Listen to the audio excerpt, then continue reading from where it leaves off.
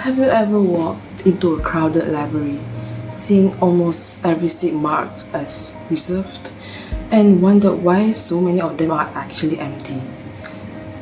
You walk around to look for a place to study. You see an empty chair, but there's a reservation on it. So you will think, can I actually sit here? And while you're trying to find for a seat, someone else actually might already do the exact same thing. So now imagine if your library could actually tell you which seats are actually available and automatically release the one nobody is using it. So that simple question actually led us to rethink how university study spaces should be shared. So good morning everyone, I'm Angelica, and today I would like to introduce our smart library seat and study room reservation system. So let's imagine a typical situation. So it's an examination period.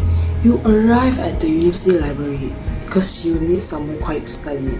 So you will check the reservation system, but most of the seats appear to be reserved. So you start walking around the library, but then you notice something strange. Because some of those reserved seats are completely empty. So this is where our team identified three main problems. So first, students may make reservations but they fail to show up. Second, some students reserve study rooms for long periods, but even though they only use them for a short period of time or intermittently. And third, existing system may tell us that the seat is reserved, but they don't necessarily tell us whether the seat is actually occupied. So we end up with a situation where a seat is technically unavailable, but physically empty. At the empathy stage, we look beyond the technology and ask a more important question. What do students actually need? So the first thing, convenience. Students want to reserve a seat quickly without unnecessary steps. So the second, uncertainty. They want to know whether the seat is actually available before spending time searching around the library. And thirdly, we have fairness. So if one student reserves a seat but never arrives, should that seat remain unavailable while other student is there, standing there, looking for somewhere to sit to study? So our empathy findings shows that the problem isn't simply about the booking. It's about making limited study spaces available and easily to be accessed fairly. And this led us to one simple realization. Booked does not always mean occupied. The system might say reserved, but when we look at the physical space, it's empty. So we reframe our problem. Instead of asking, how can we make booking easier? We ask, how might we allow students to conveniently reserve spaces while limiting wasted reservations and ensuring fair access to limited study rooms? So this became the design challenge that guided us our solution. But solving this problem wasn't as simple as just cancelling reservations, because there is contradictions. Students want convenient booking, but the library also needs efficient use of its spaces. So if we make booking easier, students can reserve spaces more conveniently, but at the same time, unused reservations can prevent other students from using those spaces. So in TRIZ terms, our improvement is ease of operation. But the parameter that can become worse is productivity. So we ask ourselves, can we actually have both of them? Can students have the convenience of making a reservation while the library still makes sure that its spaces are actually being used? Yeah. Then we look at the physical contradictions. A study seat needs to remain reserved to protect the students who booked it. But if that student doesn't arrive, the exact same seat should become available to someone else. So the seat needs to be unavailable and available. At first that sounds impossible, but TRIZ gave us a way to separate these two conditions by time. So for the first 15 minutes, the reservation is protected. If the students arrives and check in, the reservation stays. But if there's no check-in, then the reservation expires and the seat is released for someone else. So we don't have to choose between protecting the reservations and freeing the seat. We can do both, just at different times. Once we understood the contradiction, we moved from the problem to the solution. Our team followed the design thinking process. So we started with empathy by understanding the students and other stakeholders. Then we defined the real problem. We moved into ideation, where we explored different ways to address the contradiction. Then we applied TRIZ to find solutions that can satisfy both sides of the problem. And finally, we developed our prototype and considered how it could be tested in a real university library environment. The important thing here is that we didn't start by saying, oh, let's build the app. We started with the problem. The technology came after we understood what users actually needed. So from that concept, we developed our prototype around the key interactions between the students and also the physical study space. So the intended user journey is simple. So first, students have to make the reservations. Then when they arrive at the library, they simply scan the QR code that is attached to the seat or in the study room itself.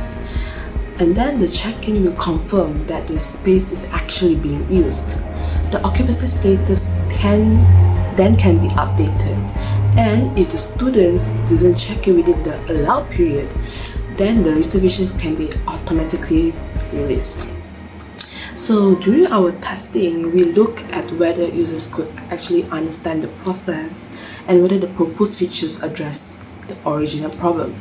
So this testing stage are important because it reminded us that a solution isn't finished just because the idea sounds good. It has to work for the person who is actually going to use it. So what does our final idea actually look like? Our proposed smart library suite and study room reservation system connects the digital reservations with what is physically happening in the library. So the journey begins with booking. So students reserves a seat or study room through an app or website. Next comes QR code check-in. When they arrive, they will scan the QR code and then to confirm that they are actually using the space. The system then provides real-time occupancy information, and then the students later can see which spaces are available, reserved or occupied. Then comes the important part, automatic release. So if a student doesn't show up within 15 minutes, the reservation will expire and then the space becomes available. And if another student is waiting, the system can notify the next person who is on the waiting list. So Smart Library isn't just a booking system. It connects booking with actual usage. And that's what allows us to address the contradiction we identified earlier. But who actually benefits from this system? So for students, it means less time walking around searching for seats.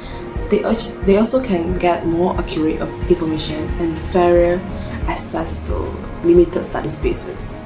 And then for library staff, automations reduce the need to manually check and manage every reservations. And of course, for the university, the goal is to make better use of the facilities that already exist. So the impact isn't just technological, it is human. Students get their place to study, the staff members spend less time solving reservation problems, and the university gets more value from its existing library spaces. Now, I want you to imagine the future. Imagine it's 2036. You walk into your library, university library during examination week. Instead of walking around looking for an empty chair, you open your phone. You can see the library in real time. You know which spaces are available. You reserve one. You arrive and just scan. And then if someone doesn't show up, their reservation doesn't continue blocking the seat. And then the space will be released to someone who needs it. This is more than convenience. This is responsible use of shared resource. That is why our project connects with SDG 12, Responsible Consumption and Production. We are not necessarily trying to build more study spaces. We are trying to make better use of the spaces we already have. So by reducing unused reservation and improving the utilization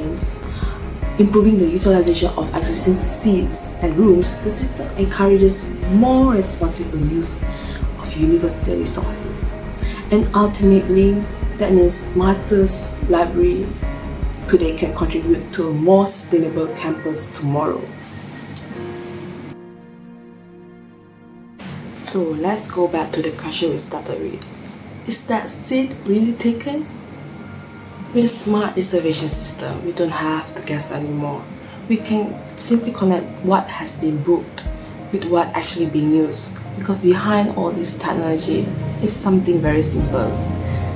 A student who just wants a place to study, a library that wants to serve students better, and a university that wants to make most of its resources that it already has. A reserved seat should never be an empty opportunity. We believe the future of studying isn't necessarily about having more seats. It's about making better use of the seats that we already have. So let's make every seat count